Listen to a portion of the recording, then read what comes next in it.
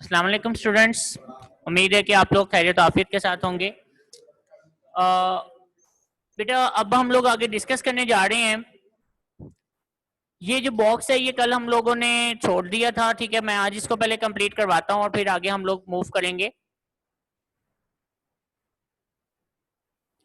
देखिए बेटा, catalytic converter actually क्या चीज है, ठीक है। कैटालिटिक कन्वर्टर जो है ये हम लोग स्पेशल जो है ना ऑटोमोबाइल एग्जॉस्ट के अंदर इस्तेमाल करते हैं, ठीक है। ऑटोमोबाइल एग्जॉस्ट मींस कि जो बेटा गाड़ियों के एग्जॉस्ट होते हैं ना, ठीक है, जो सिलेंसर्स होते हैं बेसिकली इनके अंदर एक केमिकल लगा दिया जाता है और इस केमिकल का रोल ये होता है कि जो बेटा ऑक्साइड्स बनते हैं ना, जैसे फॉर एग्जांपल जो इसमें आप लोग पेट्रोल जलाएंगे और उसके जलाने पर बेटा यहाँ पर अगर कार्बन मोनोऑक्साइड गैस बनी है तो ये इस कार्बन मोनोऑक्साइड गैस को चेंज कर देगा कार्बन डाइऑक्साइड गैस के अंदर, ठीक है बेटा। यानी ये इसको यहां से चेंज कर देगा इनटू कार्बन डाइऑक्साइड गैस, तो it should change into CO2। इसको CO2 में चेंज कर दिया जाता है। तो इस लिहाज से ये जो है ये कैटालिटिक कन्वर्टर का रोल होगा, ठीक है। इसी तरह अगर हम बात करें, हमारे पास नाइट्रोजन है,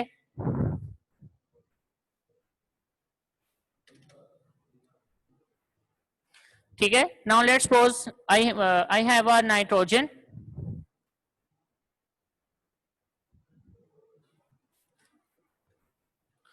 और बेटा ये जो मॉलिक्यूलर नाइट्रोजन है ना इसको नाइट्राइट में चेंज कर देता है, जो कि बेटा कम से कम हमारे इन्वायरमेंट में कहीं ना कहीं पर इस्तेमाल में लाए जा सकें।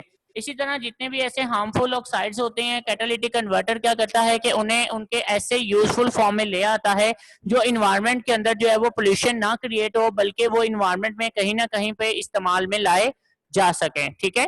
तो ये बेटा बेसिकली कैटालिटिक कन्वर्टर का काम होता है। तो कैटालिटिक कन्वर्टर जो है ये गाड़ियों के एग्जॉस्ट में आपको मिलेगा, जैसे कि आप पिक्चर में देख सकते हैं बुक के ऊपर कि ये बेटा आपके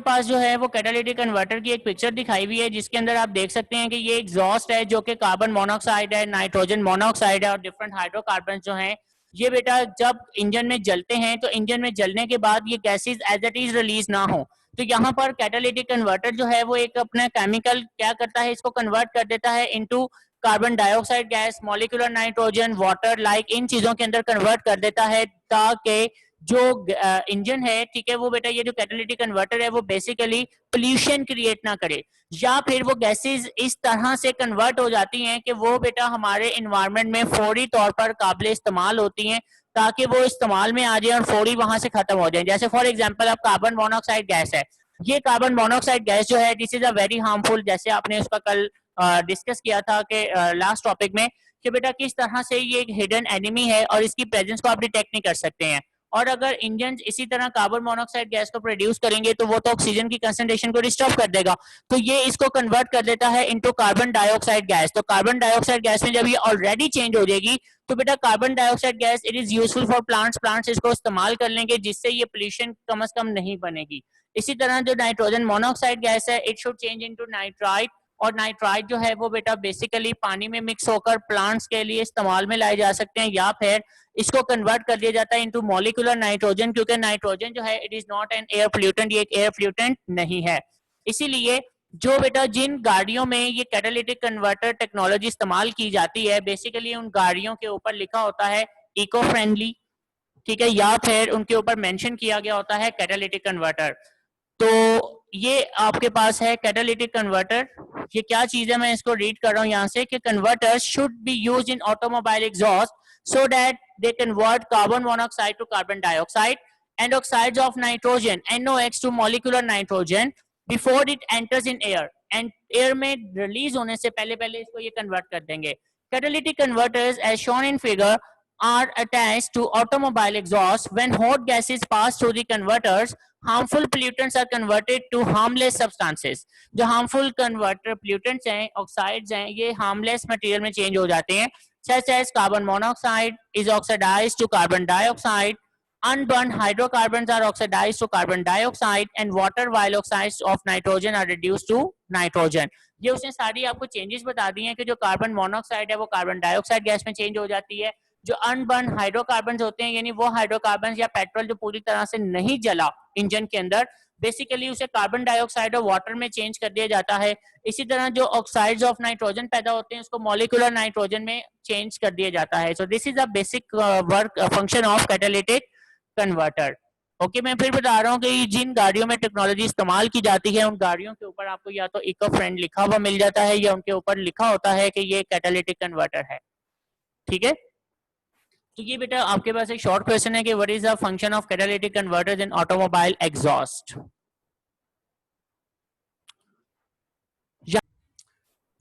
अब इसके बाद नेक्स्ट हमारे पास आते हैं सल्फर कंपाउंड्स। ठीक है कि ये जो सल्फर कंपाउंड्स हैं ये हमारा नेक्स्ट टॉपिक है जो हम लोग यहाँ पे डिस्कस करेंगे।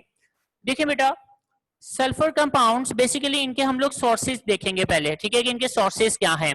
तो यहाँ पर जो ये जो पैराग्राफ गिवन है ना, इसके अंदर इसके सोर्सेज बताए गए हुए हैं। ठीक है, तो ये जो मैं हाईलाइट कर रहा हूँ ये इसके नेचुरल सोर्सेज हैं कि natural occurring sulphur containing compounds are emitted in bacterial decay of organic matter in volcanic gases and forest fires. ये बेटा इसके नेचुरल सोर्सेज हैं। यहाँ पे आप हेडिंग दे दें नेचुरल सोर्सेज।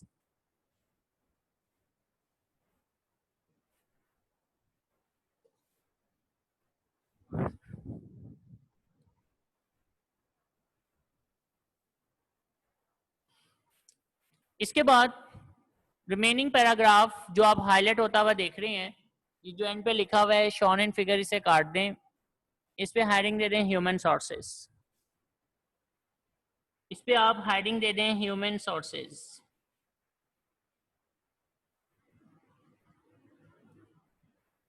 ये ह्यूमन सोर्सेज की हेडिंग आएगी।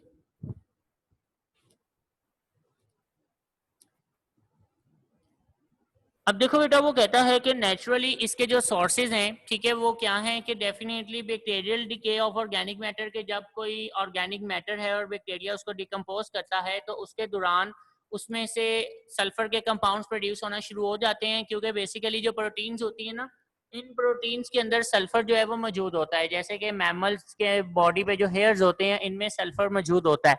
ठीक है, सल्फर जो है वो हेयर्स का एक बेसिक कंपोनेंट है। तो इस वजह से जब उनकी बॉडी डिकम्पोज होगी तो डेफिनेटली उनकी बॉडी के डिकम्पोज होने से सल्फर के कंपाउंड्स पैदा हो जाते हैं। इसी तरह वॉल्केनिक गैसेज जो है, वॉल्केनिक गैसेज ये भी जब बेटा वॉल्केनिक एक्टिविटी होती है, जब कहीं पे वॉल्केनिक रिएक्शन होता है तो उसके इसमें भी गैसेज प्रोड्यूस होते हैं, उसमें भी सल्फर के कंपाउंड्स मौजूद हैं। And forest fires. लेकिन ये जो सारे आप पढ़ रहे हैं जैसे bacterial decay of organic matter है, volcanic gases and forest fires, ये बहुत ही रेयर है, ये इतना कॉमन नहीं है। और जो हमारे एनवायरनमेंट में सल्फर कंपाउंड्स की इस वक्त जो कंसंट्रेशन मौजूद है, it is not because of natural sources, ये इसकी वजह से नहीं है, बल्कि इसका 80% से ज्यादा जो पार्ट है वो ह्यूमन सोर्सेज की वजह से है। जैसे कि वो कहता है कि but the concentration of sulphur compounds containing compounds in atmosphere is because of natural sources is very small, कि भाई नेचुरल सोर्सेज से इसकी इतनी कंसंट्रेशन नहीं है as compared to the concentration of those compounds emitted by fossil fuels combustion in automobiles and industrial units, as compared to those, उस concentration के जो बेटा fossil fuels के जलने से, चाहे वो ऑटोमोबाइल्स में हो या वो इंडस्ट्रियल यूनिट्स में जले, उसके जलने से पैदा होती हैं। About 80% of the total SO2 is released by the combustion of coal and petroleum products. इसी तरह 80% जो सल्फर डाइऑक्साइड गैस है वो बेटा कोल और पेट्रोलियम प्रोडक्ट्स के जलने से पैदा होती है। ओके, तो ये इसके ह्यूमन सोर्सेज हैं।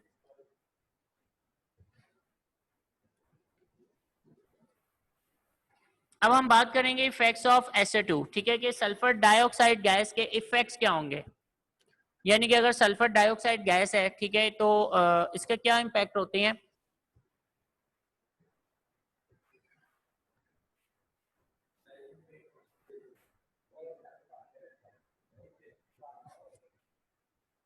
इस पे आप हेडिंग दे सकते हैं इफेक्ट ऑन ह्यूमंस।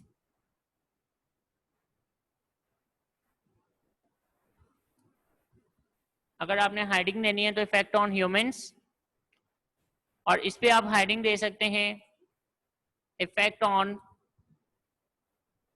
बिल्डिंग्स, या अदर इफेक्ट्स आप हेडिंग दे सकते हैं।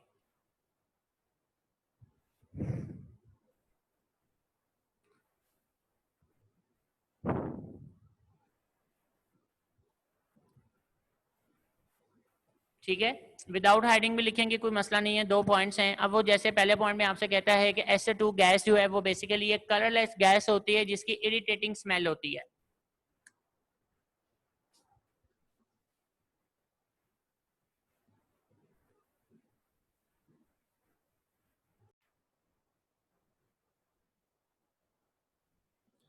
जी बेटा, मैं आपसे बता रहा था कि जो सल्फर डाइऑक्साइड है actually it is a colourless gas having a irritating smell. ठीक है, अगर इसकी कंसंट्रेशन ज्यादा हो तो उस केस में हमें जो है ना इसकी एक इरिटेटिंग स्मेल जो है ना वो फील होती है। ठीक है, कि जो इसकी स्मेल है वो इरिटेटिंग होती है। तो it causes suffocation, irritation and severe respiratory problems to asthmatic people. ये बेटा अगर ज्यादा कंसंट्रेशन में होती है तो ये सफोकेशन क्रिएट करेगी और इसके साथ साथ ये रेस्पिरेटरी प्रॉब्लम जो है स्पेशली एस्थमेटिक पीपल जो दमा के मरीज हैं उनमें बेटा ये ज्यादा प्रॉब्लम्स क्रिएट करती है। ठीक है, और number 2, SO2 form sulfuric acid which damage the buildings and vegetations। अब वो कहता है कि जो सल्फर डाइऑक्साइड गैस है ये सल्फ्यूरिक एसिड बना देता है। ठीक है, कैसे बनाएगा सल्फ्यूरिक एसिड? बेसिकली ये पानी के साथ मिक्स होता है ना जब बारिश होती है, तो अगर हवा में इसकी कंसंट्रेशन ज्यादा हो जाए सल्फर डाइऑक्साइड गैस की, तो sulphur dioxide gas when present in a large concentration in air, तो एयर में जब बारिश होती है ना तो बेटा बारिश के पानी के साथ ये रिएक्ट करके सल्फ्यूरिक एसिड और सल्फ्यूरिक एसिड में चेंज हो जाती है, विच डैमेज द बिल्डिंग, जो कि बिल्डिंग को डैमेज भी करेगी। ठीक है, तो क्योंकि एसिड है ना, तो एसिड बेटा आपकी ये जो बिल्डिंग्स के ऊपर मार्बल लगा होता है ना इसके साथ बहुत जल्दी रिएक्ट करता है और इसे खराब कर देता है, जिससे ये आपकी बिल्डिंग्स के ऊपर जो है वो मार्बल को इम्पैक्ट करती है। एंड वेजिटेशंस, वेजिटेशंस का मतलब है जो बेटा वेजिटेबल्स हैं यानी कि क्रॉप्स ले लें आप, जो फसलें हैं उनको भी नुकसान पहुंचाती है। तो ये इसके 2 इम्पैक्ट्स बताए हुए, इफेक्ट्स बताए हुए ये इसके। अब इसको कंट्रोल करने के हवाले से उसने बताया हुआ है कि to control the pollution because of SO2 it is necessary to remove sulphur from fossil fuels before they burn. यानी कि वो कोशिश ये करनी चाहिए कि जो बेटा पेट्रोलियम प्रोडक्ट्स हैं या फिर जो बेटा सल्फर जो भी फ्यूल है, ठीक है, इसको जलने से पहले इसमें से जो सल्फर के कंपाउंड्स हैं इन्हें रिमूव करना लाजमी है, क्योंकि अगर ये रिमूव कर दिए जाएंगे इनके जलने से पहले तो ये गैसेस प्रोड्यूस नहीं होंगी। तो ये इसका एक कंट्रोल उन्होंने बता दिया हुआ है। जी बेटे, यहाँ तक कोई क्वेश्चन करना हो, किसी ने कोई बात पूछनी हो?